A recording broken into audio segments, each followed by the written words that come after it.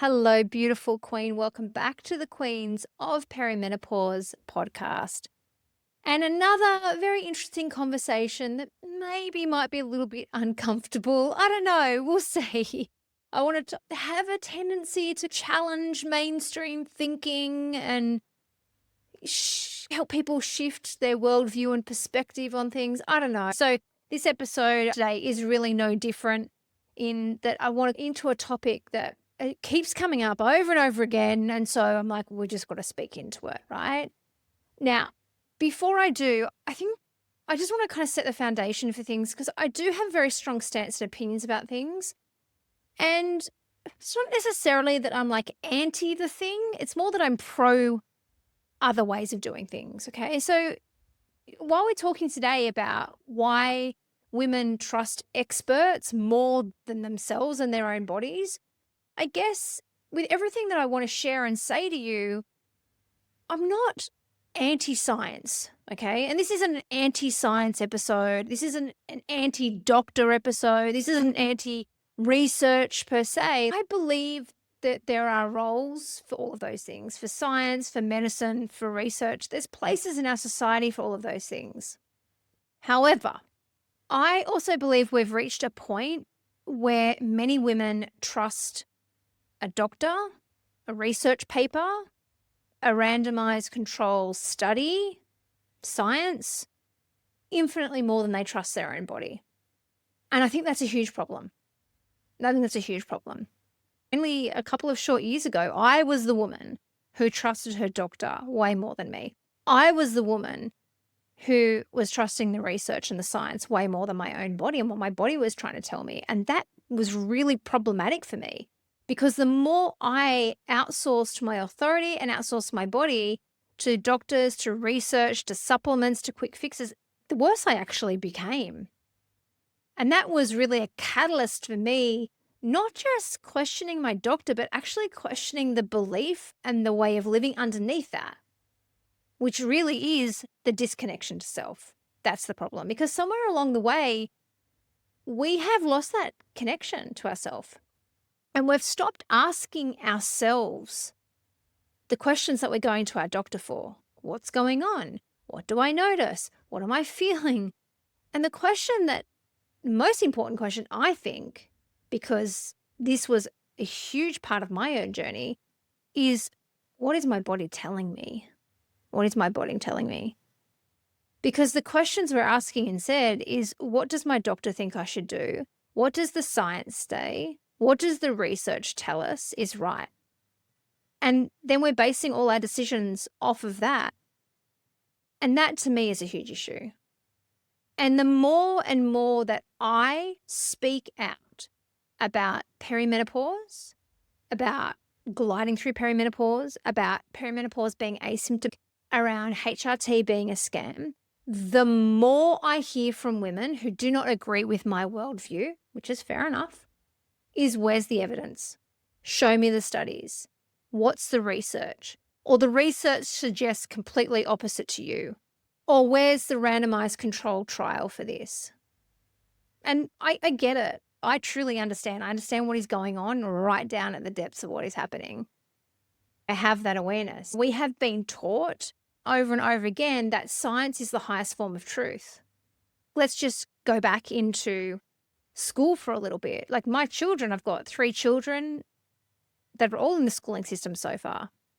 And the subjects that are prioritized at school are maths, English, and science. That's where we seek our truth from. But what I want to do is ask a very different question. Like, when did our own lived experience stop counting? And when did it become diminished against people in a lab coat studying the human body? When did our own bodies stop being the evidence? When did we become so disconnected from ourselves that we need a randomized controlled trial to tell us whether we feel better eating a certain way, even as to what's the best time to get out of bed in the morning, or that it's better to spend more time in nature and less time in front of blue lit devices, or that reducing stress is better for your health? there is not a day that goes by that there isn't something on the news that says to me, when new research has come out saying that people should get off their phones more and get outside. That's better for our health. It reduces heart disease. It reduces diabetes. It reduces insert lifestyle disease. I'm like, I could have told you that just through the connection with myself. I didn't need research or a randomized controlled trial to tell me that. And I think the biggest part that I am seeing, and one of the biggest trends I'm seeing and hearing from women that come into my community, and also just in general in the online space, is women are more confused than ever before. And the reason that we are more confused than ever before is because we are drowning in information. We are being fire hosed with information every single day, and it's contradicting information too. And what we are actually starving and craving more than anything is wisdom. It's wisdom. Because when you think about the difference between information and wisdom, information tells us what happened on average, but yet wisdom actually helps us to understand what is happening to us. Information tells us what happened to 5,000 women in a study, or 100 women in a study, or 350 women in a study, but wisdom tells us what happens in my body. Information will say to us, hey, look, this hack, this tool, this drug, this intervention helped 67% of participants. But wisdom says that may be true, but my body is telling me something different. And this distinction has created so much of the confusion, because what's happening is we are starved for wisdom, and we're confusing information with wisdom. What we want more than anything that we might not have words for, but what our body is craving when it is going out and seeking more information, is it's actually seeking that wisdom. And I think that is one of the biggest issues in women's health today that we are currently traversing right now, because we're being fire hosed and bombarded with all of these new studies when it comes to women in their 40s and 50s. And the part that I find frustrating is that there's actually a call for more studies to be done. But yet we are bombarded with information, and yet we're craving wisdom. We're craving that wisdom. This creates the ultimate issue, which is that we're actually outsourcing our body, and we're outsourcing our authority over our body to institutions and systems and doctors and advice from the experts. And look, is the real danger science? Necessarily. The real danger is actually the outsourcing.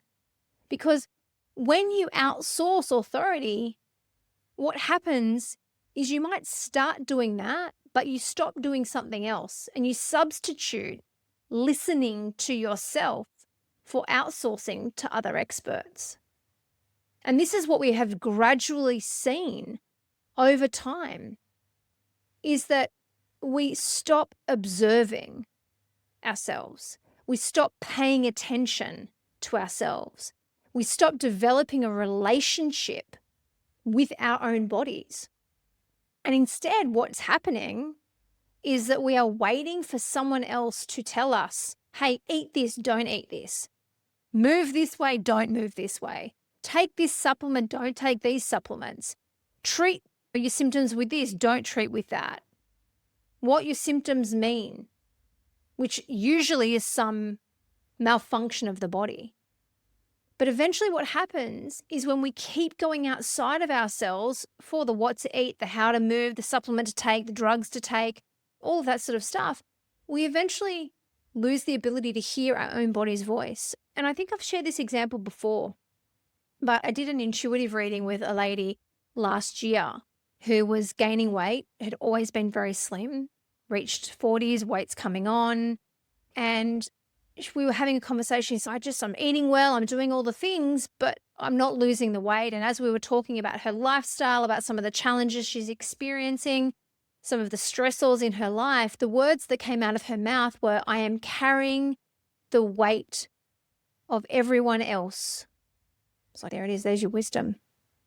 Now, I didn't tell her that. She told me that. Her body knew the weight and the reason. She knew what that symptom meant. She knew. Her body knew why she was carrying weight.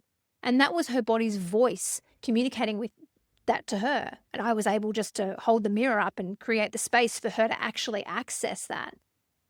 But that's what we're missing, because we're not even pausing. I think we've lost the skill and the art of all of this. And that's what I want to bring back. That is ultimately what I stand for more than anything else. Like I said, this isn't about being anti-science at all. This is about being pro listening to your body. Yeah? Got to be true. We've got to be very careful with this. Science is not infallible. And if we want to get into the nitty-gritty of what it comes to when it comes to science and how science and research is produced, we've got to look at the facts. Research is funded. It's funded.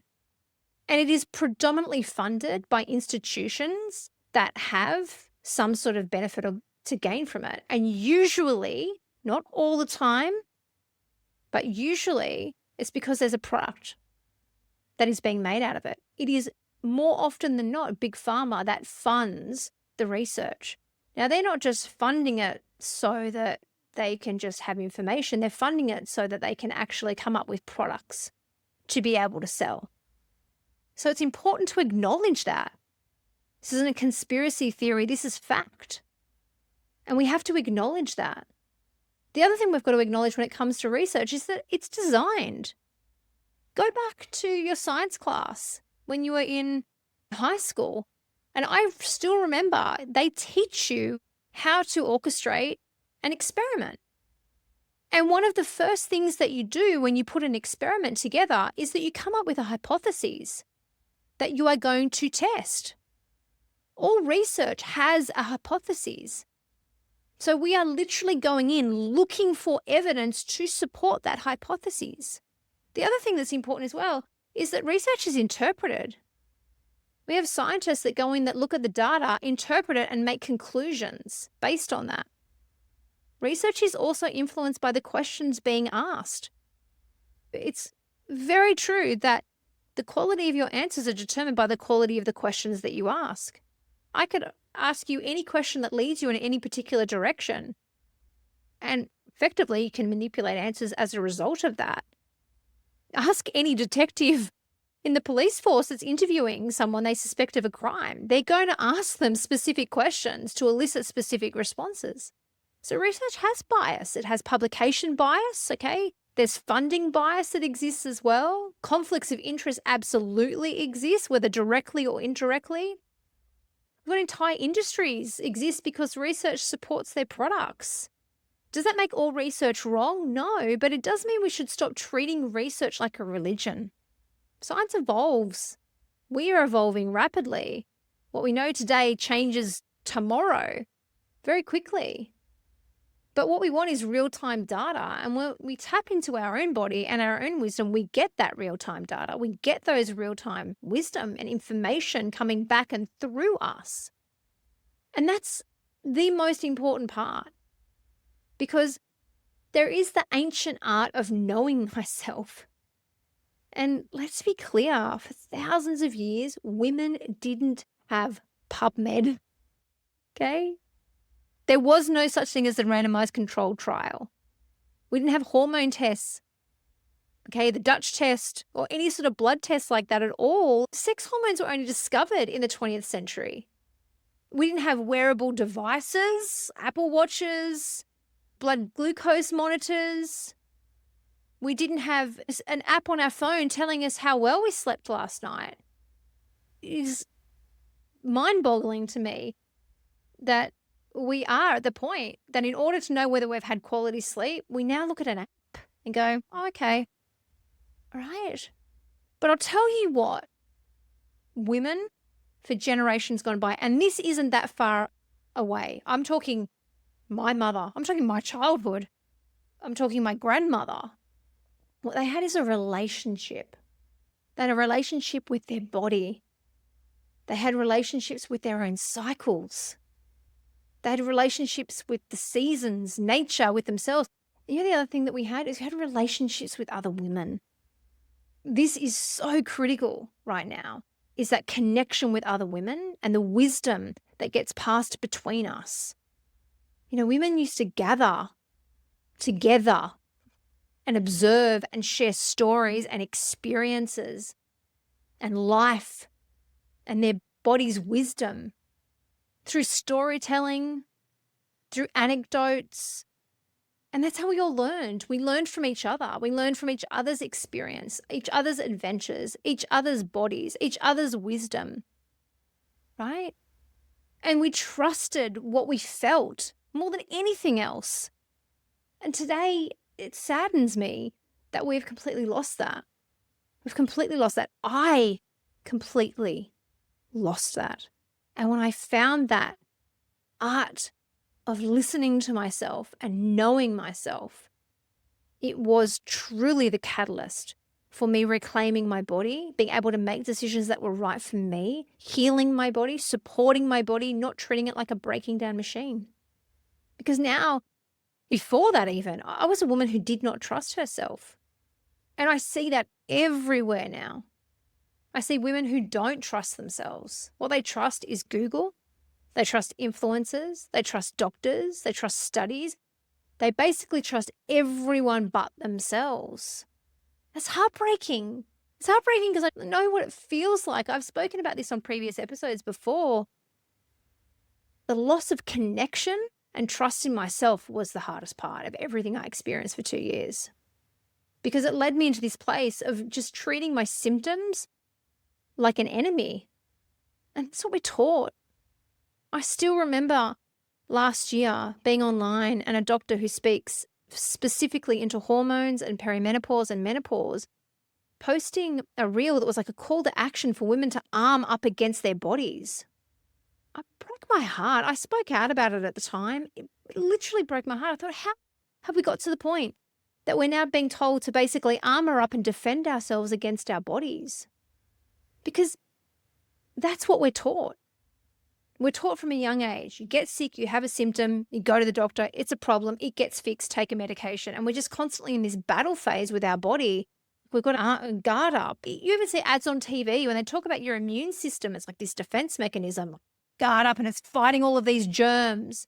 This is the subliminal brainwashing that we get from a young age. Your symptoms are not evidence that your body is broken. What they are evidence of is that your body is intelligently communicating with you. And it's our job to listen, because that anxiety I was experiencing had information for me. The exhaustion, the insomnia had information for me, it had wisdom for me. The sugar cravings, the constant 2, 3, 4 o'clock ravenous, I've got to eat everything sugar cravings had information. The gaining weight, the cellulite all over my belly that just seemed to come out of nowhere had information for me. My body was speaking to me, and your body is speaking to you too. The problem is, I had been taught to silence symptoms from a very young age. Like I said, you get sick, you go to the doctor. The doctor gives you medication, the symptoms go away, but they get suppressed. I've got a headache, take a Panadol. Instead of asking what the headache's about. Sore tooth, take a... And we've been taught to do that instead of actually understanding them. And we just continuously get taught to suppress them, to fix them, to medicate them, to get rid of the discomfort, the pain, the uncertainty, all of that. Instead of asking one vital question, what are you trying to show me? And you know what? You could even take a little bit further and say, what are you trying to teach me? What are you trying to teach me? I spent 2.5 years asking one question that just kept me spiraling and kept me outsourcing. And that question was, what's wrong with me? The question, let me know we're good anyway. It let me spiral, so I just kept going round and round in circles. It led me continuously into my doctor's office, and she just wanted to medicate me, test me, medicate me. Functional medicine doctor, the same thing. More tests, more expensive supplements. But the truth is, if something is wrong with me, then it's easy solution, right? Someone needs to fix me. Okay, someone else fix me. It's someone else's problem. This is where radical responsibility comes in. That was a big lesson for me in all of this. But everything for me changed when I started asking the question of, what is my body trying to tell me? What's it trying to teach me instead? That question literally changed my life. And I'll be honest with you, it's a question that for as long as I can remember, I love Louise Hay's work. And I've got a book that sits over on my shelf called The Body is the Barometer of the Soul. I started in this work from a young age, but I forgot it. So if you're sitting here, Gemma, going, oh God, I don't know anything about this. Hey, I knew about it and I still forgot it. But asking that question and reconnecting back into that question, it did change my life, because suddenly my symptoms became teachers. They were just messengers, just coming along to say and tap me on the shoulder and say, hey, Gemma, this is what's going on. This is what I'm asking of you. Instead of me feeling like I had to get my arms up and be like, defend, like treating them like they were enemies. Instead of the messages that they were, not the malfunctions, because they were invitations for me. They weren't betrayals. They weren't signs of a body that's breaking down or declining or anything like that. They were just the messages. Yeah. Now, here's the truth. I still learn every day. I take information that I read, that I see. I take anecdotal information and I practice it on myself. I love to learn. I really do. But I'll tell you what, I love to learn from my own body, because I refuse to hand over authority to experts outside of myself. Because the greatest expert on my body is not a study. It's not a doctor. It's not a hormone test. It's me. It's me. And I think one of the greatest invitations of perimenopause for all of us, and this is something that was so critical for me, it's not learning how to manage your symptoms. It's not even learning how to prevent these inevitable diseases we're told are just a given. It's actually learning how to trust yourself again. And you know what? Maybe it's not even learning how to trust yourself again. Maybe it's learning how to trust yourself for the very, very first time. It's like clearing out all the noise. And if you are in that space where you're overwhelmed with information and you're undernourished with wisdom, this is the ultimate invitation. Cut the noise out. Get quiet. Come back into your body. It is one of the first things that I teach inside the perimenopause reset, is that lost art of knowing thyself, of starting to develop and build that connection with yourself so you can listen to yourself and hear what's being said, and trusting what comes through, not fearing your body, because perimenopause is not here to fuck you up. As much as we're being told it is, it's not here to fuck you up. It's absolutely here to wake you up. And one of the things that I am really trying to do is trying to wake women up to the fact that you never needed to outsource your wisdom in the first place. You don't. You didn't. You never had. We get to insource that. That to me is just the ultimate gift of this entire experience. If I reflect back on the last 4 years, that to me is everything. Self-trust, knowing I've got myself, just knowing thyself. Because when I know thyself, I can communicate what I need. I can get in contact and touch with my desires. I can nourish my body. My body literally guides me every step of the way. And it does that because I don't fear what comes out of my body. It's just feedback. That's all it is. Like I said, this isn't about being anti-science or anti-research or anti-doctors or anti-anything. This is more about what we at the Queens of Perimenopause stand for, and that's pro-self-trust, pro-know thyself, pro-listen to thy body. And if that's a space that you're like, yeah, Gemma, I want to play in that, head down into the show notes. Come and join us inside the Perimenopause Reset. It's my 6-week self-paced course. I teach you how to know thyself. I share all of the wisdom that I have picked up. This is the circle that you get to gather around, where we share stories and wisdom and experiences and learn from each other. You get access to the Queen's Table. It's our private online community where you can ask questions, share your experience. That's what we're building. I would love to see you inside. If you want first steps on what to eat, check out the perimenopause food cheat sheet. Everything's in the show notes, and I will see you for another episode where I'm sure we will absolutely traverse a topic that may be a little bit taboo, that definitely is going to help you shift the way you think about perimenopause and, most importantly, how you think about yourself. See you there.